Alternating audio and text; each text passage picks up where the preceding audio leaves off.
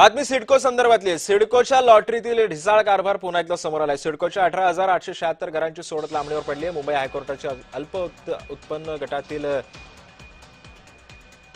घरांच्या विक्रीला स्थगिती देण्यात आलेली आहे। सोडत पुढे ढकलल्यानं फॉर्म भरणारे ग्राहक सुद्धा आर्थिक संकटात सापडले। घरांसाठी अनामत रक्कम 75,000 ते 1.5 लाख रुपये भरली जाते।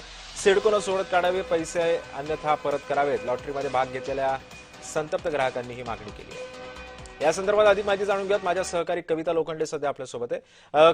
कविता, आपण बघतोय की घरांसाठी अनामत रक्कम 75,000 ते 1.5 लाख भरली गेलेली आहे। अजून सुद्धा ढिसाळ कारभार आता सिडकोचा कमी होत नाहीये, तो पुन्हा एकदा समोर आलेला आहे। काय माहिती या संदर्भामध्ये? काही ग्राहकांशी काही बोलणं झालंय का आपलं?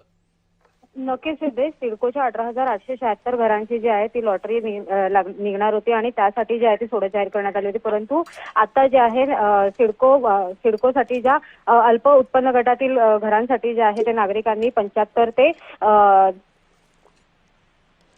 आहे ती रक्कम जी आहे ती सिडकोला भरली होती। परंतु अद्यापही सिडकोची लॉटरी जी आहे ती लांबणीवर पडलेली आपल्याला पाहायला भेटते। त्यामुळे सिडकोचा गलथन कारभार जो आहे तो आता समोर आलेला आपल्याला पाहायला भेटतोय। एकूणच ही रक्कम भरली असली तरी देखील अद्यापही सिडकोने लॉटरी जी आहे ती जाहीर केलेली नाही। त्यामुळे घरांचं स्वप्न पाहणाऱ्या सिडको सोडत धारकांच्या पदरी जी आहे ती निराशा भेटलेली आपल्याला पाहायला भेटते। एकूणच आता सिडको ही लॉटरी कधी काढणार हे पाहणं महत्त्वाचं असणार आहे। सिद्धेश, नक्कीच धन्यवाद कविता, तुम्ही दिलेल्या या सविस्तर माहितीबद्दल।